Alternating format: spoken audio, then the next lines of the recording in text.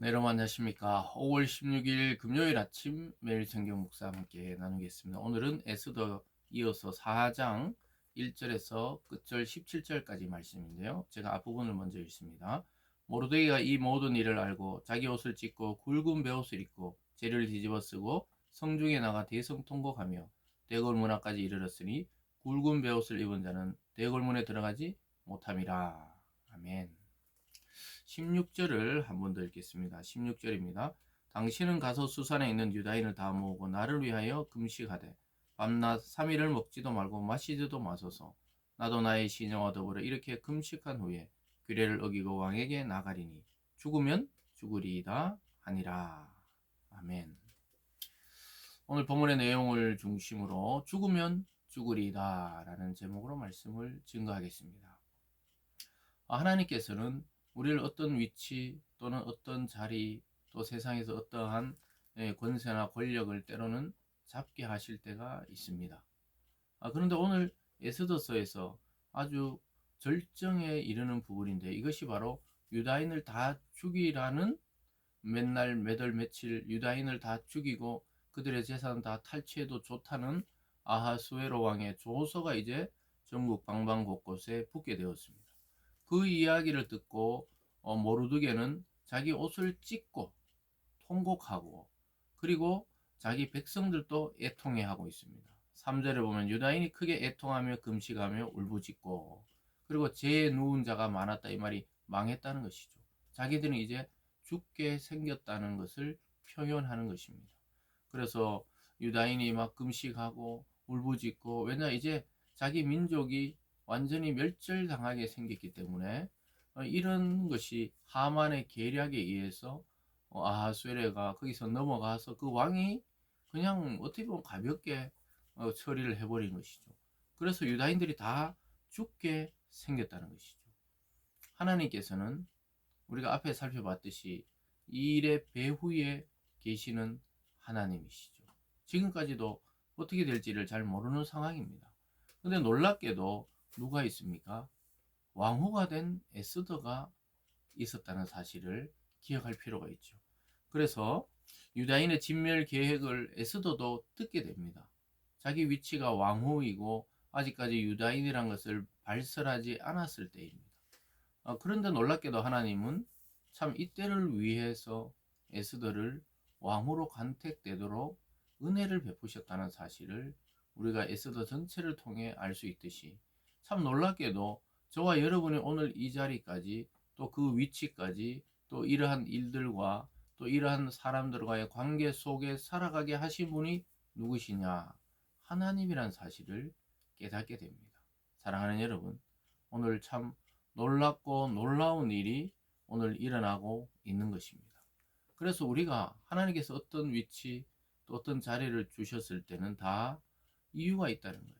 우리는 오늘 하루만 바라보지만 하나님은 우리 인생의 역사 전체 또 우리 가정과 교회와 이 나라의 역사 전체를 보고 계시기 때문에 우리가 오늘 그 어려운 일을 당할 때조차도 하나님을 믿는 믿음을 버리거나 깨뜨릴 필요가 없는 것이죠.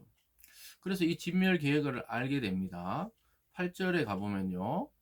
또 유다인을 진멸하라고 수상궁에 내린 조서 초본을 하닥에게 주어 에스더에게 보여 알게 하고 또 그에게 부탁하여 왕에게 나아가 그 앞에서 자기 민족을 위하여 간절히 구하라 하니 하닥이 돌아와 모르드게의 말을 에스더에게 알림해 에스더가 하닥에게 이르되 너는 모르드게에 전하기를 왕의 신하들과 왕의 각 지방 백성이 다 알거니와 남녀를 막론하고 부름을 받지 아니하고 안뜰에 들어가서 왕에게 나가면 오직 죽이는 법이요 왕이 그자에게 금규를 내밀어야 살 것이라 이제 내가 부름을 입어 왕에게 나가지 못한 지가 이미 30일이라 하라 하니라.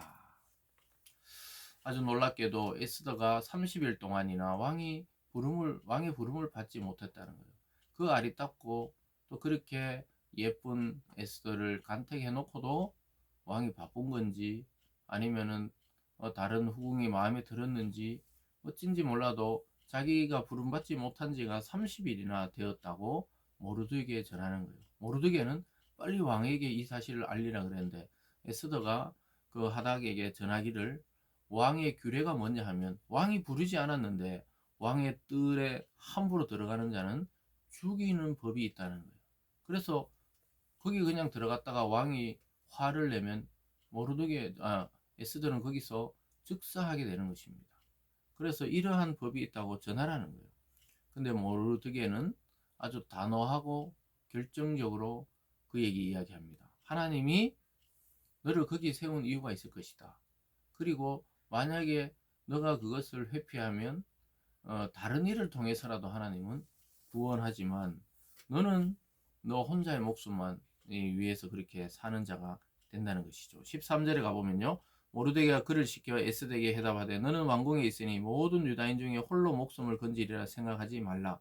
이때 내가 만일 잠잠하여 말이 없으면 유다인은 다른 데로 말미암아 노인과 구원을 얻으려니와 너와 내 아버지 집은 멸망하리라. 내가 왕 후의 자리를 얻은 것이 이때를 위함이 아닌지 누가 알겠느냐.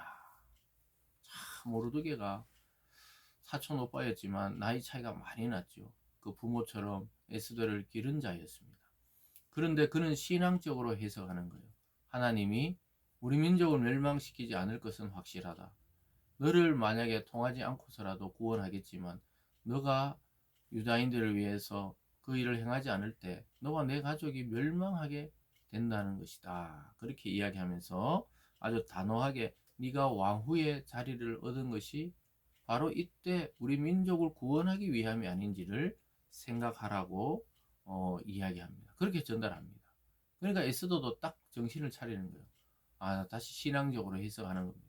하나님이 살리시면 살리고 죽이시면 죽겠다는 각오로 답장을 다시 보내는 것이죠. 아까 읽어드린 15절과 16절이 그겁니다. 에스더가 모르드게에게 해답하여 이르되 쭉 이야기하다가 3일 동안 우리 다 함께 그럼 금식합시다.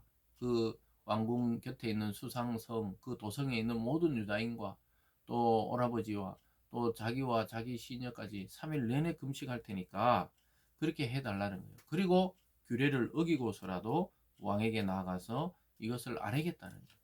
그리고 만약에 왕이 죽이면 자기는 죽임을 당하겠다는 거예요.